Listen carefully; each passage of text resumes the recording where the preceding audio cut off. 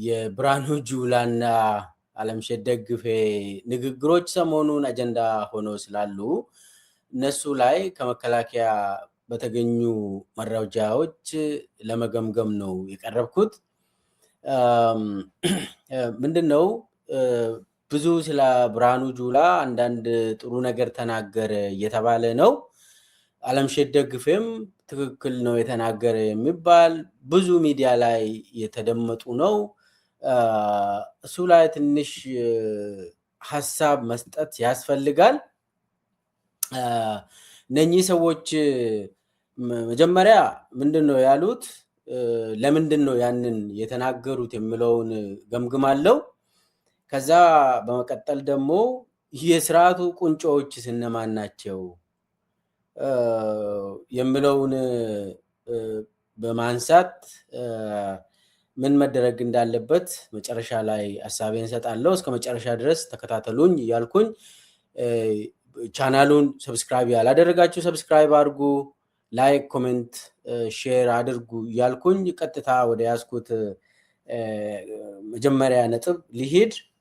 እንግዲህ ሰሞኑን ብርሃኑ ጁላ እና በተለይ መጀመሪያ አለምሸት ደግፌ እንደዚህ ተባለ ተብሎ በጣም ተወራለት። ከዛ ቀጥሎ ደግሞ ብርሃኑ ጁላ ጥሩ ነገር ተናገረ የሚባል ነገር መጣ። እስቲ ንግግራቸውን መጀመሪያ እንስማና ለምንድን ነው ይሄንን ያሉት የሚለውን ደግሞ በሚገባ እንመካከር። ስርዓተ አልበኝነት የነገሰበት፣ ሰላምና ልማት የጠፋበት፣ ዳር ድንበር መከላከል የማይቻልባት አገር ሉዓላዊነቷን ያጣች፣ እርስ በርሱ የሚተላለቅ የውጭ ጠላት እንደፈለገ ገብቶ ዜጎቿን የሚያጨርስበት የሞት የመከራና የሰቆቃ አገር እንደሆነች መወሰድ ይገባዋል። እንግዲህ ይህንን ብርሃኑ ጁላ እሱ ያለው ትክክል ነው፣ ግን ደግሞ ጽፎ መጥቶ ነው እንደዚህ ያነበበው። ሰውየው ለመጀመሪያ ጊዜ ነው ጽፎ መጥተው ቃል በቃል ያነበበው። ያንን ዲቴሉን እናወራለን። ለምንድን ነው ጽፎ የመጣው? አንዳንድ ነገሮችም ከመከላከያ ውስጥ ጠይቄያለሁ። ምንድን ነው እየሆነ ያለው የሚለውን ይሄ ነገር ለምንድን ነው ብርሃኑ ጁላ ለመጀመሪያ ጊዜ እንደዚህ ያለው? እንደው ገብቶት ነው ወይ? የኢትዮጵያ ሕዝብ ችግር ገብቶት ነው ወይስ እርምጃ ሊወስድ ነው ምናምን? ያው ሰስፔንሶች አሉ። እሱን ጠያይቄያለሁ እና የራሴንም ሐሳብ እሰጣለሁ የእሱን ንባብን በተመለከተ። ግን ከዛ ቀደም ብለን የአለምሸትን ደግሞ አንድ ላይ እናዳምጥና ወደ ዲስከሽኑ እንሂድ። አዊነን ለኢትዮጵያ እናስባለን የሚሉትም አክራሪ የአማራ ናሽናሊስቶች ፋኖ በሚባል የሚጠሩት እነዚህም ከአገሪቷ ብሔራዊ ፍላጎት ውጪ ከሌሎች የውጭ ኃይሎች ጋር እየተጣመሩና በፍጹም በዓላማ ከማይገናኙት ከቲፒኤልኤፍ አክራሪ አመራር ጋር ጭምር እየተቀናጁ ኢቭን ኢትዮጵያን ኦሮሚያን ከኢትዮጵያ ለመነጠል ከሚታገለው የሸኔ ከሚባለው የሆነ ክንፍ ጋር ጭምር እየተቀናጁ የሚሰሩበት ሁኔታ ነው እየታየ ያለው። ያለን ሪሶርስ ወደ ሰላም ሳይሆን ወደ ጦርነት ብቻ እንዲውል እየተደረገ የቆየንበት ሁኔታ ነው ያለው። በደርግ ዘመን ያው 6 ቢሊዮን ዶላር ገደማ ብድር ነበረባት የመከላከያ ለመከላከያ አብዛኛው ከቀድሞ ሶቪየት ህብረትና ከምስራቅ አውሮፓ ሀገሮች የተበደረችው ኢትዮጵያ በራሷም ወደ 5 ቢሊዮን ዶላር ነው የጨመረችው። ይሄ ተደምሮ ሲታይ ወደ 11 ቢሊዮን ዶላር ነው ለጦርነት ወጪ የሆነው። ይሄ ገንዘብ ለልማት ውሎ ቢሆን ወደ 2000 አንደኛ ደረጃና ሁለተኛ ደረጃ ትምህርት ቤቶች፣ ከ100 በላይ ሆስፒታሎች፣ ከ10 ያላነሱ ዩኒቨርሲቲዎችን መገንባት የሚያስችል ነበር። ኢትዮጵያ ከማደግ ይልቅ በእንደዚህ አይነት ሪሶርሷን በውስጥ ችግር ላይ በማዋሏ ምክንያት ከአካባቢው ወይም ደግሞ ሌሎች ከደረሱበት የእድገት ደረጃ ዛሬ የት ትደርስ እንደነበር መገመት አያስቸግርም። ያ ሳያንሰን ባለፉት 5 ዓመታት ብቻ እንኳን ያወጣነው ወጪ ደግሞ እጅግ ከባድ ነው። ይሄ ወጪ ለልማት ውሎ ቢሆን ኖሮ የት ያደርሰን ነበር? ከዚህም ባሻገር በአገሪቷ ተቋማት ላይ ያደረሰውም ጉዳት ቀላል አይደለም። አገር እንዳይቀጥል ተቋማት ተጠናክረው እንዳይሄዱ የደረሰው በደል ቀላል አይደለም። አሁን እዚህ ላይ ዓለምሸት ደግፌ የሚለው ይሄ በተለይ የጦርነቱ አስከፊው በተለይ በደርግ ጊዜ ያወጣ ነው ይሄን ያክል 6 ቢሊዮን። አሁን ደግሞ የባሰ የኢትዮጵያ ኢኮኖሚ ሙሉ በሙሉ ለጦርነት እየዋለ ነው። ክሳራ ውስጥ ገብተናል። ኢትዮጵያውያን እየጠፋን ነው። ጦርነት እያጠፋን ነው ያለው ትክክል ነው። ግን ዋናው ነገር እቺን በአሃዝ እያስደገፈ በቁጥር እያስደገፈ የነገረን ነገር ለምንድን ነው? ጽሁፉን ከማ ጋር በነገራችን ላይ እሱ የብርሃኑ ጁላ አማካሪ ነው። ዓለምሸት ደግፌ የብርሃኑ ጁላ አማካሪ ነው እና ሁለቱም ሰዎች በተራ መጀመሪያ ዓለምሸት ተናገረ።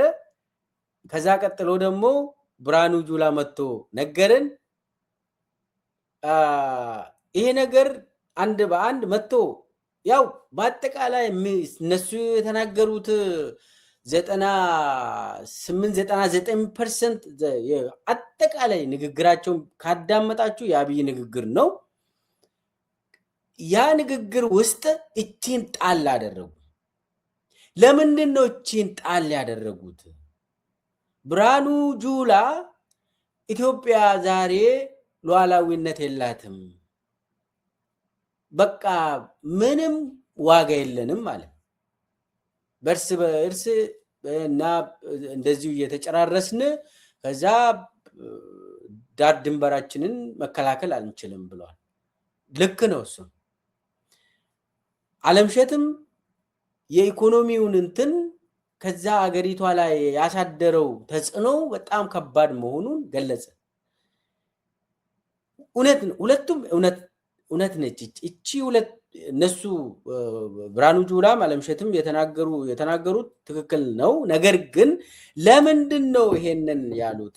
ማን ነው ይሄንን ጽፎ የሰጣቸው የሚለውም መገምገም ያስፈልጋል። እዚህ ላይ አንደኛ እቺ በጣም ወሳኝ የሆነች ሀቅ አብይ ያውቃል። አብይ አንድ በአንድ ያውቃል። በእነኚህ ሰዎች እንድነገር ለምንድን ነው የፈቀደው አብይ? እነኚህ ሰዎች በራሳቸው ቆሞ ይህንን አይናገሩም። ይህንን 1,000,000% እርግጠኛ ነኝ፣ እመኑኝ።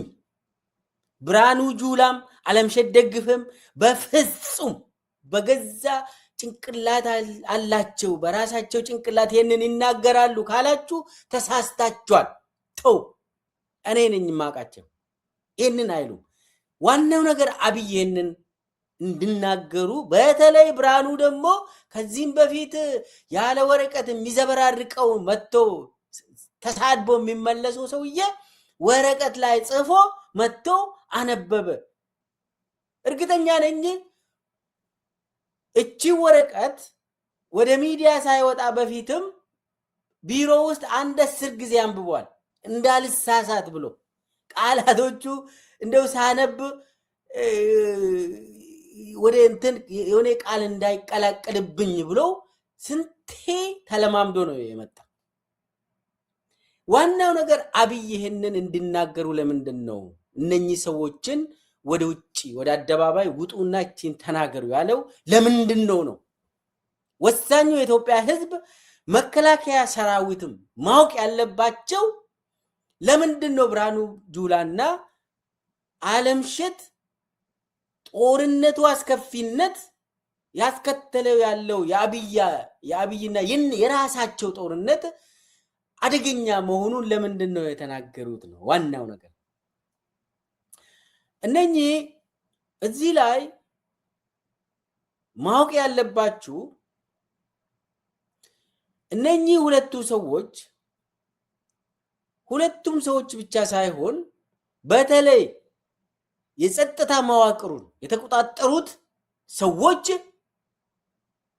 ይልማ መርዳሳ አየር ኃይል፣ ደመላሽ ገብረ ሚካኤል ፌደራል ፖሊስ፣ ብርሃኑ ጁላ፣ አለምሸት ደግፌ፣ ሌሎቹንም ጨምሩ፣ ተስፋዬ አያለው፣ ባጫ ደበሌ እነኚህ ሰዎች ሎተሪ ነው የወጣላቸው እኮ በአብይ ጊዜ። አለምሸት ባለ ሀብት ነው። አለምሸት ስንት ሆቴል አለው። አዳማ ላይ ትልቅ ንብረት አለው። ነጋዴ ነው እኮ አለምሸት። ዝም ብሎ ይህንን ልብስ ለብሶ ሲወጣ ሰው ወታደር ነው ይላል፣ የወታደር መሪ ነው ይላል። እሱ አድቫይዘር ነው፣ ሰራዊት ውስጥም የለም። አለምሸት ሰራዊት ውስጥም የለም። በአሁኑ ሰዓት ሬንጀር ለብሶ መግለጫ እንዲሰጥ ነው የሚያደርገው አብይ። ሂድና እንደዚህ በል ብሎ ጽፎ ይሰጧል።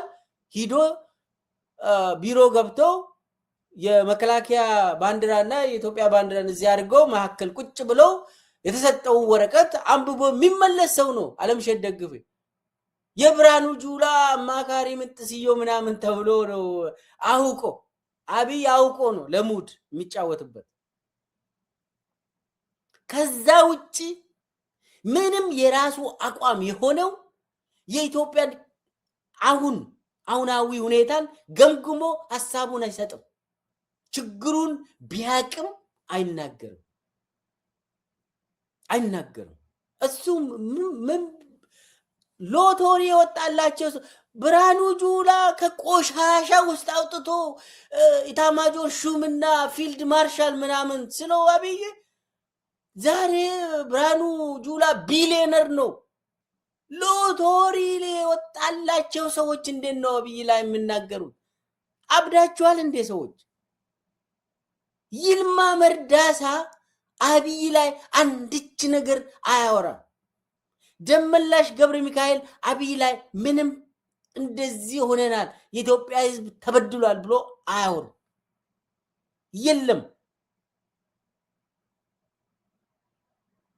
ተስፋዬ አያለው ሎተሪ ለማኝ የሆነ ሰው ዛሬ ትልቅ ባለሀብት ሆኖ ኢትዮጵያ ላይ ጀነራል ተብሎ እዛ አዛዥ የተባለ አብይ ላይ ኧረ ተው ሰዎች፣ እነኚህ ሰዎች እንደዚህ አሉ ብለን ማውራት የለብንም።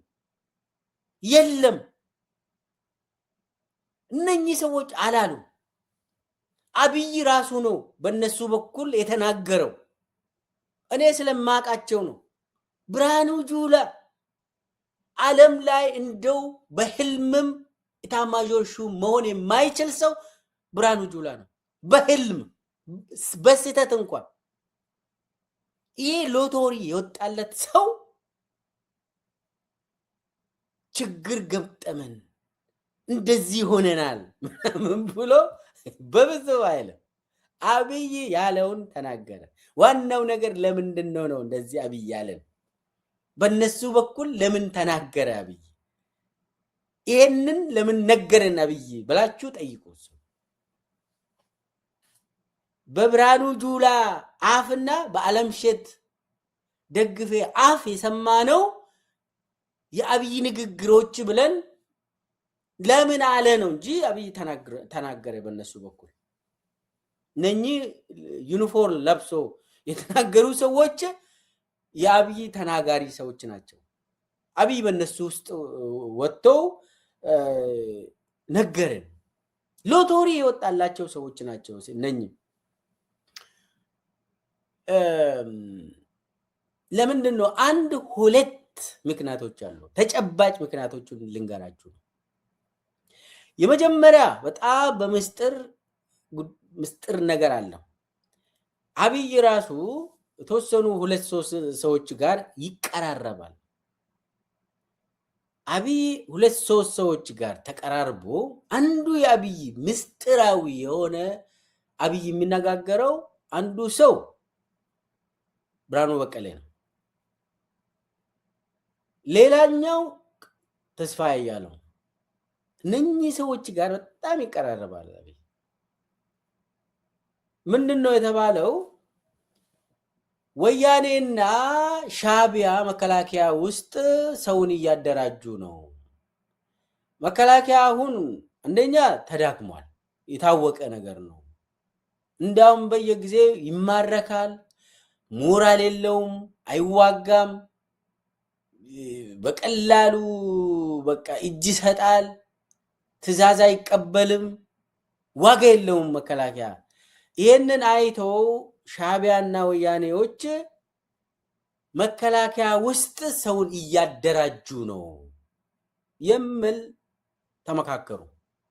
ስለዚህ በተለይ ደግሞ ከላይ ያሉ ሳይሆን ማዕከለኛው ማኔጅመንት አካባቢ በኮሎኔል ማዕረግ ያሉ ወይ ደግሞ በእዞች አካባቢ ከእዝ በታች ወደ ሻለቃ ምናምን ብርጌድ ክፍለ ጦር አካባቢ ሪች አውት እያደረጉ ነው። ሻቢያና ወያኔዎች ልክ በደርግ ጊዜ ያደረጉትን ነገር እያደረጉ ነው የሚል ግምገማ ተደርጓል። አብይችን ግምገማ እንዴት ነው ታዲያ ሙሉ በሙሉ ነገሮቹን እንትን የምናደርገው? ለይተን መምታት ስላለብን ይህንን በፍጥነት እንዲህ አይነት አመለካከት ያላቸው ክፍለ ጦር ብርጌድ እስከ ሻለቃ ድረስ ያሉ አመራሮች በወያኔና በሻቢያ የሚጠረጠሩ ሰዎችን አብጠርጥረን መምታት ወዲያውኑ ማስወገድ ስላለብን እንዴት ነው የምናደርገው ብሎ ተወያዩ። ከተወያዩ በኋላ መከላከያን ለማጽዳት ጠላት ሆኖ ሊዋጋን የሚፈልግ አካል ካለ ጦርነት ሰለቸን፣ ለውጥ እንፈልጋለን ብሎ የሚናገሩ የመከላከያ አባላት ካሉ እንዴት በምን መልክ ነው ምን ለያቸው የሚል ግምገማ ካደረጉ በኋላ ከላይ የተወሰነ ነገር እናድርግ። ምንድነው የምናደርገው? የማይረቡ ሰዎች ወጥተው እንዲናገሩ እናደርጋለን፣ ሰለቸን ምናምን እንዲሉ። ከዛ በኋላ መከላከያው ይሄ ነገር ትክክል ነው ወይ እና አለምሸት የሚናገሩት እነ ብርሃኑ ጁላ የሚናገሩት እውነት ነው ወይ ብሎ ሊደዋወሉ ይጀምራሉ፣ መነጋገር ይጀምራሉ። አይ እውነትም ናቸው፣ አይ ደከመን እኮ አሁን እኮ ዋጋ የለንም፣ እርስ በርስ እዚህ እንትን እያደረግን ድንበር ላይ ራሱ ዋጋ አጣን ብለው መከላከያ በተለይ ከእዝ በታች ያሉ ሰዎች አመራሮች የሚነጋገሩ ከሆነ ያንን ለማዳመጥ በመጥለፍ ከዛ በኋላ ማስወገድ ስራ ለማድረግ ነው። እቺ መከላከያ ውስጥ ያሉ የተቃዋሚ ስሜቶችን ለመምታት ነው፣ ለይቶ ለመምታት ታስቦ ነው እንጂ ይሄ በደርግ ጊዜም ይደረጋል፣ በወያኔ ጊዜም ተደርጓል። ለዚህ ነው ወጥተው አውቀው በቃ እንደዚህ ሆነናል፣ አገር አጠፋን እኮ ምናምን ብሎ የሚናገሩት እነኚህ አብይ ራሱ ዲዛይን ያደረገ ተመካክሮ በዚህ መልክ ይውጣ። ከዛ በኋላ መከላከያ ውስጥ ደግሞ ወሬ ምናምን ስለሚሄድ በዛ ደረጃ እየለየን ለመምታት እንዲመቸን እናደርጋለን ብሎ ነው። አንዱ ይሄ ነው። ሌላው የታሰበው በዚህ ንግግር አብይ ምንድን ነው የሚፈልገው?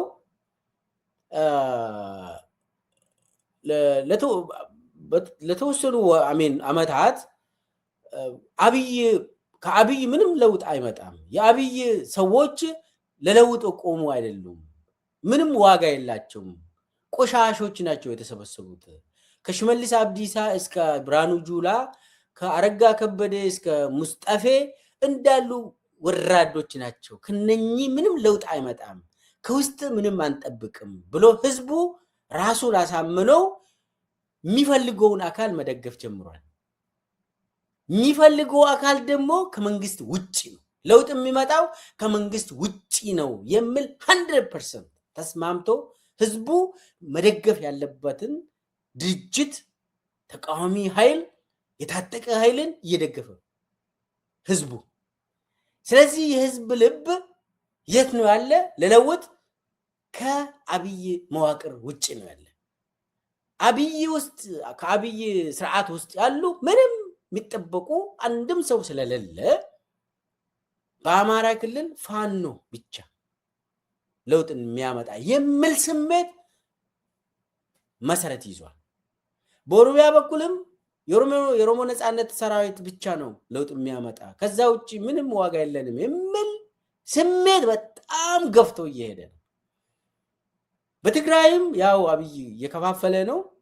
ቲዲኤፍ ውጪ ምንም አማራጭ የለንም የሚለው ኦልሬዲ የታየ ጉዳይ ነው፣ ታይቷል። ስለዚህ አሁን ምንድነው አብይ የሚፈልገው? አጀንዳ ራሱ አጀንዳ ሰጪ መሆን ይፈልጋል። በዚህ በኩል ይገለሃል፣ በዚህ በኩል ደግሞ ለውጡም ከኛ መጠበቅ ትችላላችሁ የሚል ስሜት እንዲፈጠር መንግስት ውስጥ የሆነች ነገር አለች። ሰዎች ምንድነው የት ነው የምታዩት? ፋኖ ምናምን የምትሉት ተውና ብርሃኑ ጁላን አዳምጡ፣ አለምሸትን እስቲ አዳምጡ ምናምን ማለት እንዲጀምር ይፈልጋል። የመንግስት ውስጥ የሆነ ነገርማ እየተደረገ ነው፣ ለውጥማ ሊመጣ ይችላል። ሰው ብሎ መደገፍ የነበረበትን አካል እንዳይደግፍና ገዳይ ሰው የለውጥ ኃይል ሆነ ብሎ ሰው እንዲያዳምጥ ይፈልጋል። ለዛ ብሎ ራሱ ገዳይ ራሱ ደግሞ ግድያውን የሚኮንን ሆኖ ቀረበ። በእነኚህ ሰዎች በኩል እነኚህ ሰዎች ሰውን በድሮን የሚጨፈጭፉ እንግዲህ ብርሃኑ ጁላ ኤታማዦር ሹም ነው፣ የኢትዮጵያን ሰራዊት የሚመራ የሚያስጨፈጭፍ፣ ለሁሉም የጦር ወንጀሎች ተጠያቂ ቁጥር 1 ብርሃኑ ጁላ ነው። ለህግ ይቀርባል። ይሄ ለህግ የሚቀርበው ዛሬ ወረቀት ላይ አብይ ጽፎ እቺን አንብብ ይደ ምናምን ተብሎ መጥቶ ሲያነብ ሰው ኧረ የሆነ ነገርማ እየተሆነ ነው፣ በቃ መከላከያ አብይን ልክል ነው ምናምን ብሎ አይ ተዘጋጁ፣ እንደውም ተቃዋሚዎችም ብርሃኑን እስቲ ጠይቁ፣ ደውሉለት ምናምን አንዳንድ የሚቃወም ሰው ብርሃኑ እኮ ተቃዋሚ ሆነ እኮ ምናምን ብሎ በቃ አይ እየሰራን ነው ሊል ይችላል ብርሃኑ ራሱ። አብይ እና የሚገርም ድራማ ነው የሚሰራ አብይ። በእነኚህ ሰዎች ኢትዮጵያ ላይ ይጫወታል። አብይ ለውጥ ፈላጊ ሰዎች ሆነው ይመጣሉ።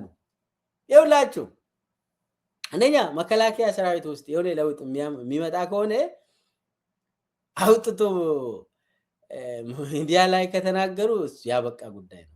መከላከያ ውስጥ በምስጢር ነው ሁሉንም ነገር የምትሰራ። ያ ምስጢርን አውጥተ አደባባይ ካወራ ውሸት ነው። ውሸትን ብቻ ሳይሆን ታርጌት አለ። የሳይኮሎጂ ጨዋታ ይጫወቱና ጠላትንና ወዳጅን ለይቶ ለማወቅ መከላከያ ውስጥ በተለይ መከላከያ ውስጥ ከተቻለ ደግሞ ከመከላከያ ውጭም የሚፈልጉት ሰዎች አሁን የሆነ ነገር አይጥሩ ነገር ጮማ ነገር ተገኘ ብሎ ለነሱ የሚደውል ሰው አይጠፋም። ከዛ በዛ ደረጃ ሊንክ እየፈጠሩ ሁሉንም ቦታ የመቆጣጠር ስራ ነው የሚሰሩት እንጂ ብርሃኑ ጁላ ይሁን ሹማ አብደታ ገበሬ የሆነ ሹማ አብደታ ምንም የሌለው በቃ ዝም ብሎ ታራ ሰው መጥቶ ዛሬ ልዩ ኮማንዶ የሆነው ሎቶሪ ነው የወጣለት። እንደው ሃኒሙን ውስጥ የሚኖሩ ሰዎች የምን ለውጥ ነው የሚያወጡት? ለምን የምን ለውጥ ነው የሚናገሩት?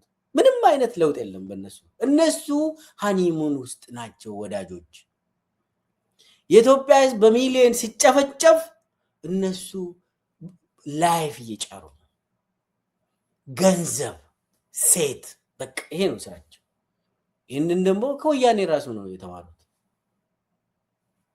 ምንም በቃ ይሄ ትናንት የለመዱትን ነገር ዛሬ በሚሊዮን እጥፍ እንትን እያደረጉ ህዝብን እየጨፈጨፉ ቆሻሾች፣ እነዚህ ዋጋ ብስ የሆኑ ሰዎች ናቸው። እና በምንም ተአምር እነኚህ ሰዎች የእውነት አይደለም ለማለት ነው። አብይ ነው። ስለዚህ ሁለት አጀንዳ፣ ሁለት ነገር ነው ታርጌቱ። አንደኛ ተቃዋሚዎችን ለይቶ በውስጥ ያለውን ነገር ለማጽዳት የሚጠቀሙት አካሄድ ነው። ሁለተኛው ደግሞ ራሳቸው አጀንዳ ሰጪ ለመሆን ነው። ለምን ህዝቡ ሌላ ቦታ ያዳመጠ ስለሆነ ያንን ለመቀልበስ አጀንዳ ሰጪ ሆኖ አቴንሽን ዳይቨርሽን ራሳቸው እንዲሆኑ ይፈልጋሉ። ሌላ ቦታ ሰው እንዳዳምጥ ፈልጎ ነው ይሄንን የሚያደርጉ። አብይ ራሱ ተቃዋሚ፣ አብይ ራሱ ገዳይ ሆኖ ይቀርባል። አብይ ራሱ ህዝብን ለተቃውሞ የሚቀሰቅስ፣ አብይ ራሱ ደግሞ ሰውን የሚጨርስ ነው እና ሰውን መከላከያ ውስጥ በተለይ ደግሞ ክፍለ ጦር አካባቢ፣ ብርጌዶች አካባቢ፣ ሻለቃዎች አካባቢ ለይቶ ሰውን የሚመቱበት ሁኔታ ነው ያለ። ውስጥ ያለውን ነገር ለመበተን ነው እንጂ ምንም አዲስ ነገር በተለይ ደግሞ ከህዋት ጋር ንክክ አላቸው ወደ ደግሞ የሚጠረጠሩ ሰዎች ካሉ ሻቢያ አካባቢ ጆሮአቸውን እንትን ያደረጉ ካሉ እነሱን አነጣጥሮ ለመያዝ ነው።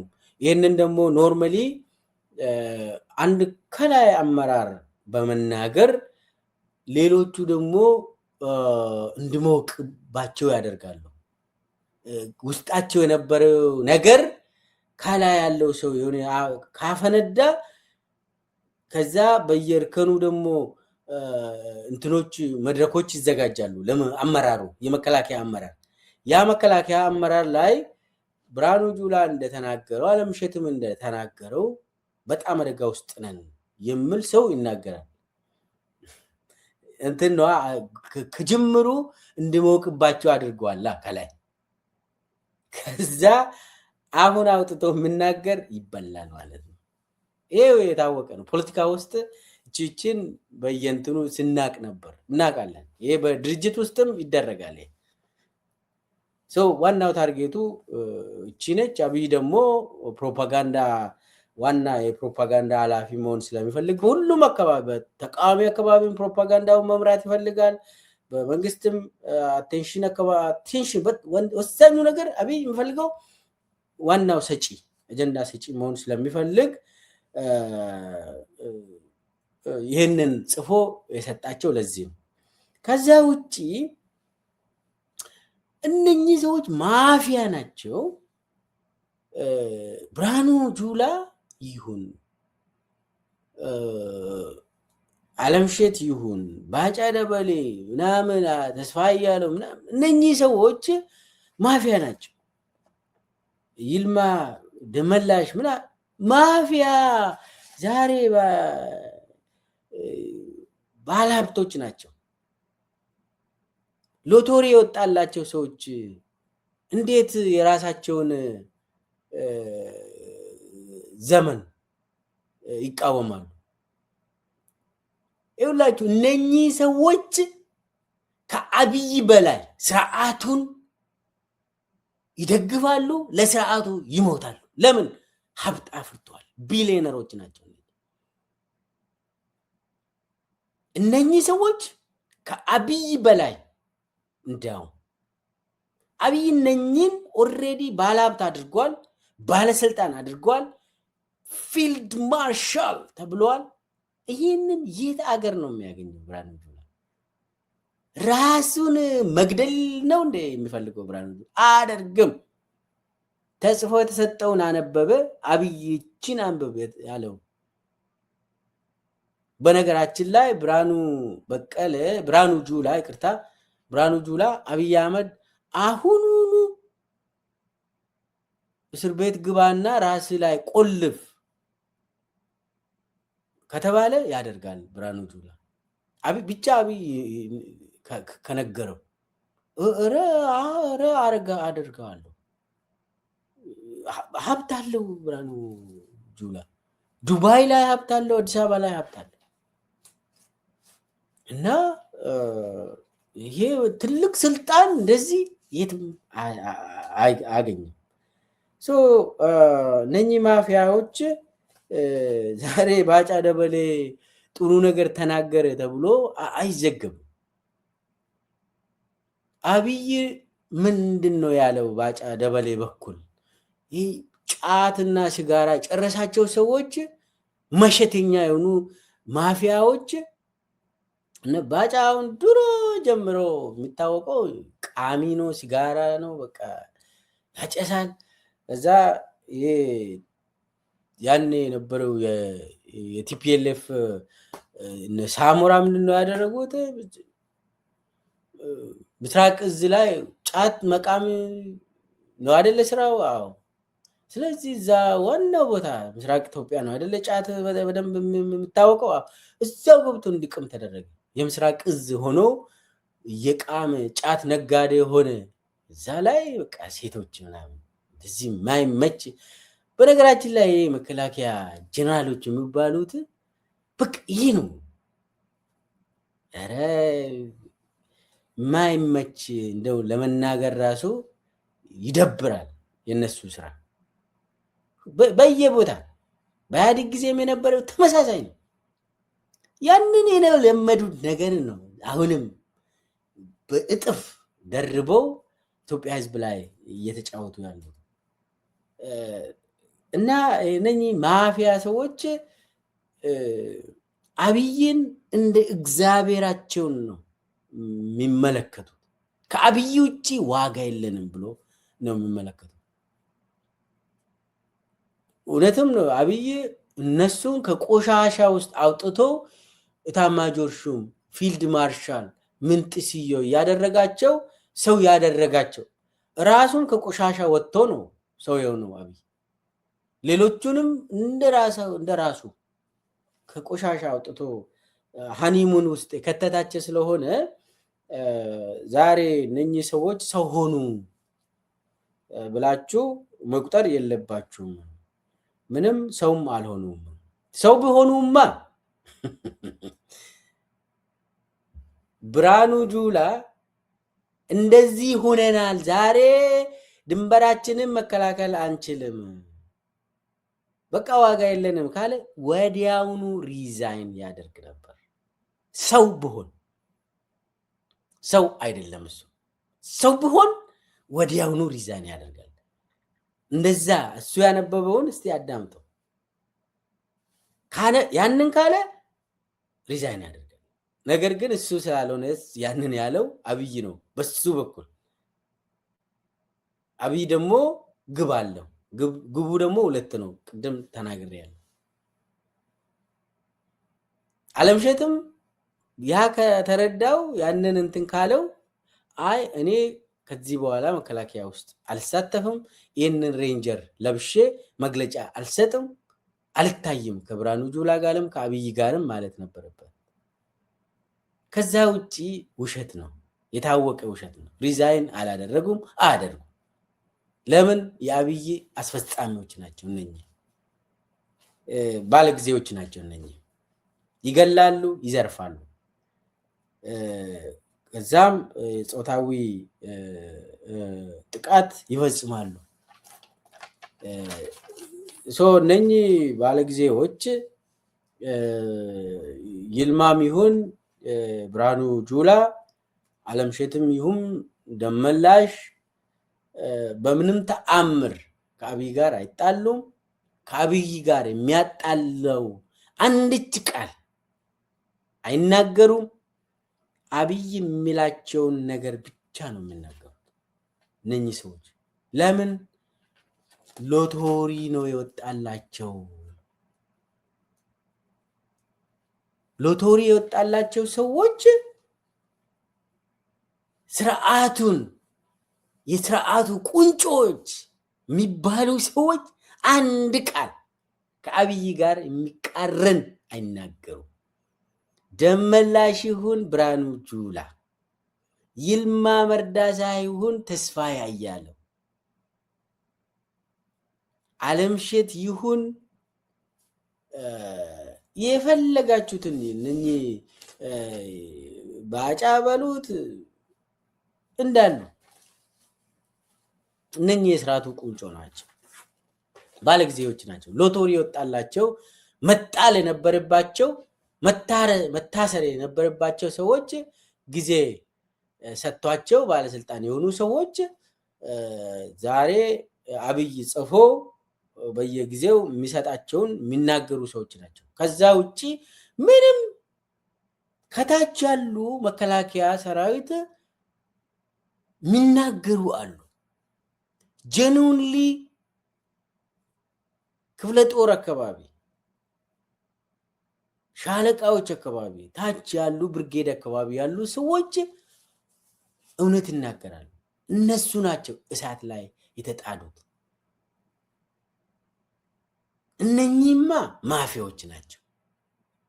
እነኚህ ማፊያዎች ናቸው።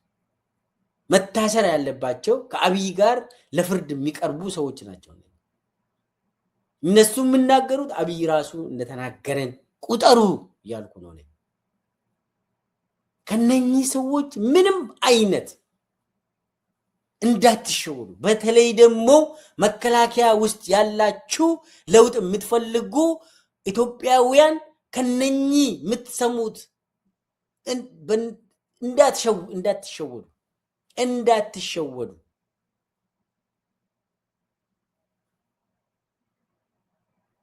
እነኚህ ጸረ ለውጥ ናቸው። በታክቲክ እናንተን ስብሰባ ጠርተው ተናገሩ ብለው እናንተ ብሶታችሁን ከተናገራችሁ በኋላ የሚያስረሽኑ ሰዎች ናቸው። እነኚህ ብሶትን አትናገር፣ ብሶትን በተግባር የምታደርገውን ታደርጋለህ። ይሄ ላንተ አልናገርም። ለውጥ ያስፈልጋል። ለኢትዮጵያ ሕዝብ ለውጥ ያስፈልጋል። ጦርነት እንዲቆም ከፈለክ ለነኚህ መስዋዕት ለምንድን ነው የምትከፍለው? በነኚህ ለምን ትሸወዳለህ? እነኚህ ማፊያ ቢሊዮነሮች አንተን ይሸውዳሉ። አንተ የሀገር ተቆርቋሪ ሆነ ከተገኘ ትመታለህ፣ ትረሸናለህ። የፈለገ ኮሎኔል ደረጃ ብትደርስም ያስገድላሉ። አውቆ አሳልፎ ይሰጡና በሆነ አጋጣሚ እንድትሞት ያደርጋሉ፣ ወይ ደግሞ በራሳቸው ይረሽናሉ። እነኚህ ችግር የለባቸውም ሰውን በመረሸን። ስለዚህ አትሸወድ እያልኩ ነው። መከላከያ ውስጥ ያለ ለውጥ ፈላጊ ኃይል አትሸወድ። ይሄ ሰውዬ አብይ የሚባል ሰውዬ መሰሪ የሆነ ሰውዬ እንደዚህ አይነት ውሸታም በመሆኑ፣ አስመሳይ በመሆኑ፣ አታላይ በመሆኑ፣ በሰው ደም የሚጫወት አረመኔ በመሆኑ አንተን ይሸውዳል። ከነኚህ ሰዎች ለውጥ ይመጣል ብለህ ከነሱ ጋር መነጋገር የለብም። አትናገር። ለውጥ የምትፈልግ ከሆነ ከነሱ ጋር መነጋገር የለብም። ለውጥ የምትፈልግ ከሆነ ለህዝብ የምታደርገውን አድርግ። ለህዝብ ይሄ ለመከላከያ ሰራዊት፣ ለፖሊስ ሰራዊት፣ ለሚሊሻ አጠቃላይ ካድሬው ራሱ ያው አንዳንዴ አልፎ አልፎ ተገዶ ሚላክ ካድሬም አለ።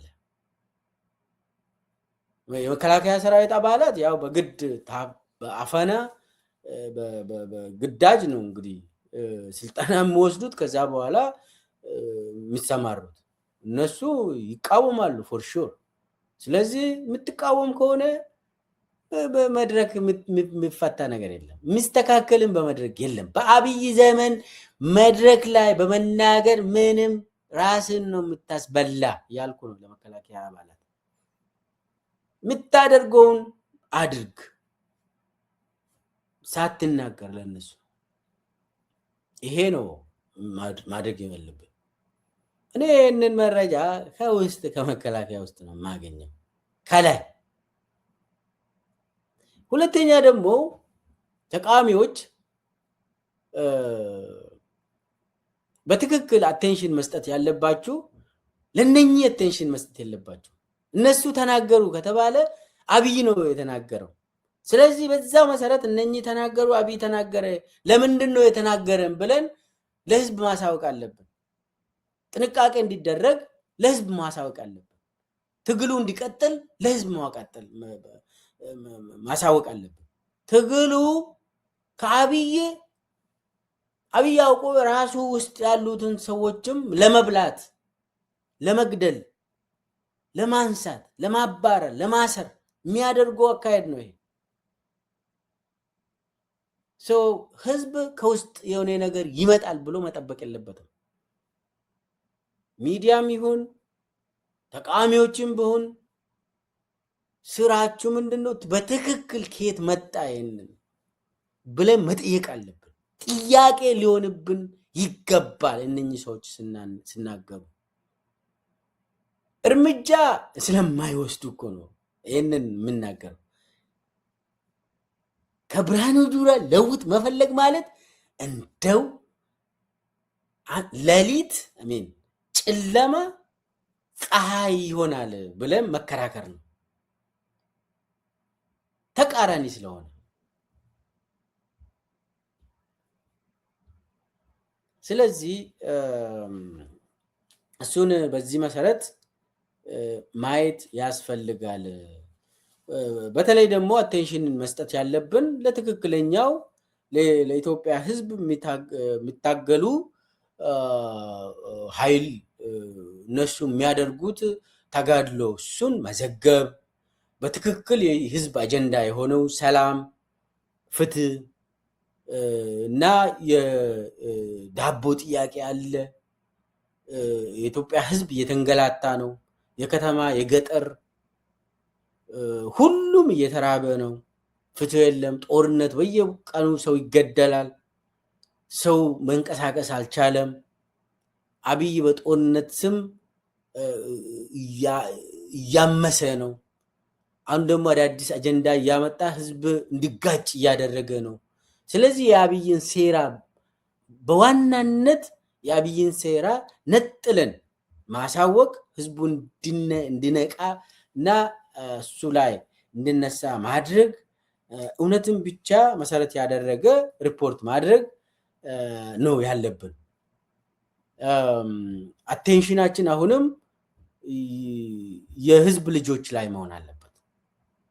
ከነዚህ አውሬዎች የሚወጣ ወሬ በፍጹም የአብይ ወሬ በመሆኑ እነኚህ ደግሞ አንድ ላይ ወንጀለኞች ስለሆኑ ጊዜው ሲደርስ ለህግ ይቀርባሉ።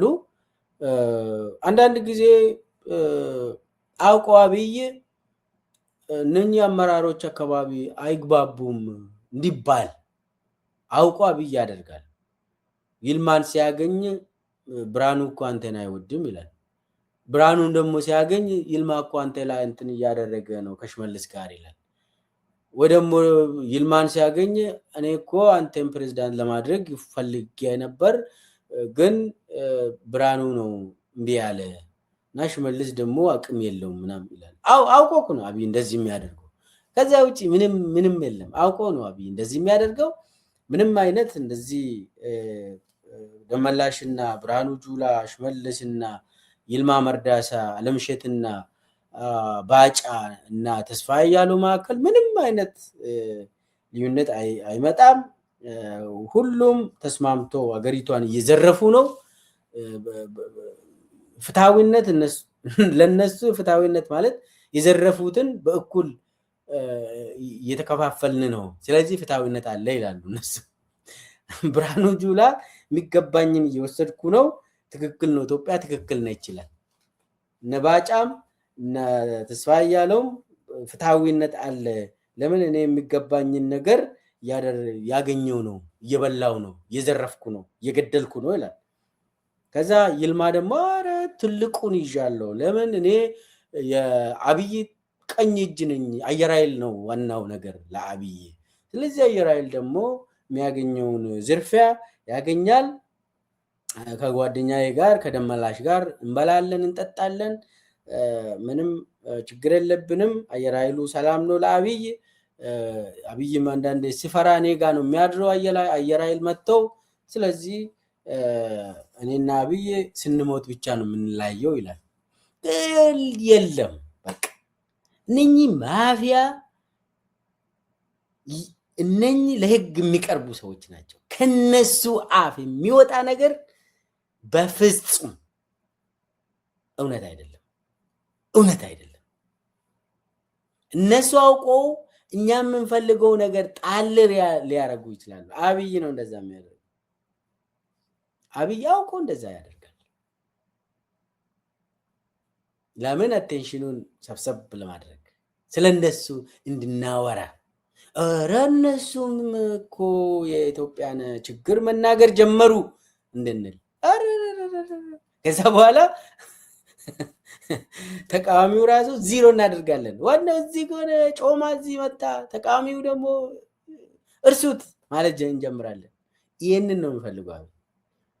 ይኸውልህ ለአንተ የሚቆም የራስ ኃይል ነው፣ የራስ ህዝብ ነው እንጂ ሌባና ገዳይ ወርቅ ብናገር ራሱ ምንም አይነት ተቀባይነት የለውም። ውሸት ነው፣ ውሸት ነው። የራስን ኃይል የራስን ህዝብ አደራጅ፣ ራስን አድን። እነኚህ አጥፊዎች ናቸው። ለኦሮሞ የማይሆን ገዳይ ስርዓት ለማንም አይሆንም። ኦሮሞን እንደ በግ ነው ያረዱት።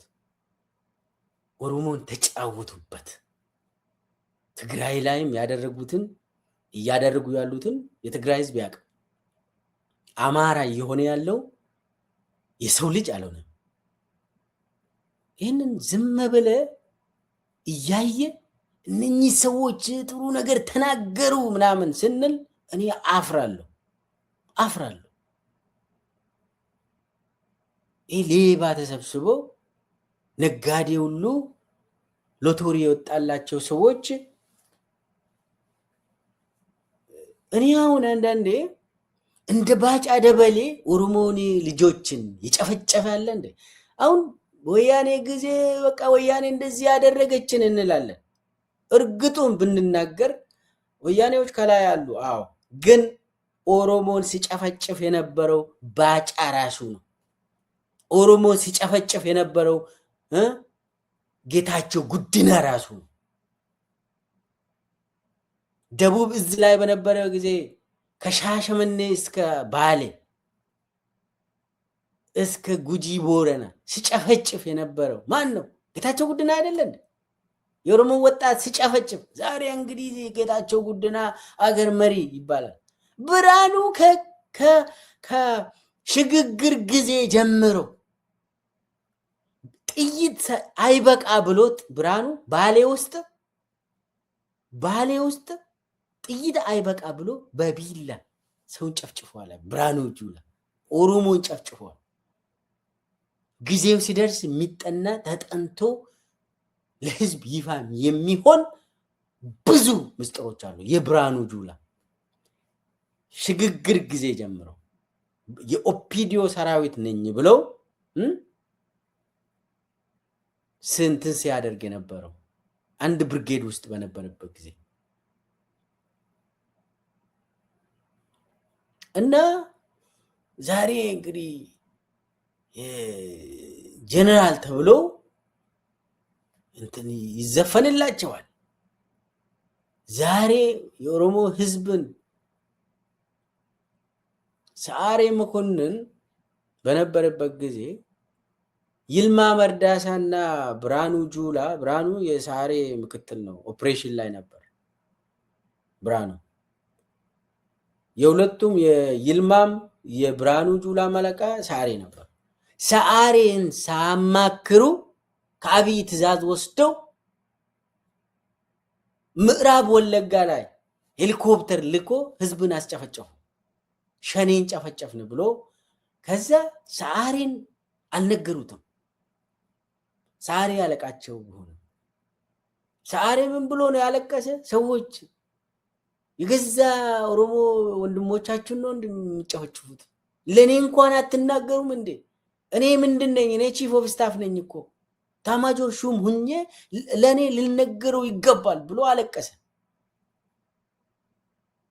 ነገ ትጠየቃላችሁ። እንዴት ነው እኛ እንግዲህ በኢህአዴግ ጊዜ ወያኔ የሚባለው ጊዜ አንድም ቀን ሄሊኮፕተር ተነስቶ ማለት ህዝቡ ይቃወማል ኢህአዴግን፣ ወያኔ ይውደም እያልን ነበር። ግን ሄሊኮፕተር አንስተው ህዝብን አልጨፈጨፉም። ሰውን ይገላሉ። አዎ ያንን የሚያስገድሉት ደግሞ የኦሮሞ ጀነራሎችን ተጠቅሞ ነው፣ ይጠቀማሉ። በኢህአዴግ ጊዜ እንኳን ያልታየው አብይ ጊዜ ሄሊኮፕተር ተነስቶ ያኔ እንትን ስል ሰዓሬ መኮንን አለቀሰ፣ ነፍሱን ይማረውና ከዛ ቀን ጀምረው ይልማ መርዳሳና ብርሃኑ ጁላ ኦሮሞን በድሮን በሄሊኮፕተር በከባድ መሳሪያ ንጹሃን የኦሮሞ ህዝብን እየጨፈጨፉ ነው ያሉት። የአማራ ህዝብን እየጨፈጨፉ ነው ያሉት። የትግራይን ጨፍጭፎ አሁን በከበባ እያዳከሙ ነው። ስለዚህ እነኚህ ሰዎች ጸረ ኢትዮጵያ፣ ጸረ ሁሉም ኢትዮጵያውያን የሆኑ ሰዎች ከአፋቸው ወርቅ ወጣ ተብሎ የሚነገር ነገር የለም። አብይ ነው ያንን የሚያደርገው። ያ ደግሞ ተልኮ አለው ለማሳካት የተፈለገው ነገር አለ። በተወሰነ ደረጃም አጀንዳ ሆኗል። አብይ የሚፈልገው ያንን ነው እና ህዝቡ በአንድነት አሁንም ይህንን ስርዓት ለአንዴና ለመጨረሻ መገላገል አለበት ያልኩኝ። መንግስት መስሪያ ቤት ውስጥ የምትሰራ፣ መከላከያ ውስጥ የምትሰራ፣ ሚሊሻ ይሁን ፖሊስ ውስጥ በተለያዩ ክልሎች የምትሰራ ጊዜው አሁን ነው። ተነስና ይህንን ሰውዬ ተገላገል፣ አብይ የሚባል ስርዓትን ተገላገል። ያ ካልሆነ እየሞትክ ይቀጥላል። ሞት አይቆምም፣ ስቃይ አይቆምም፣ እየባሰ ይመጣል።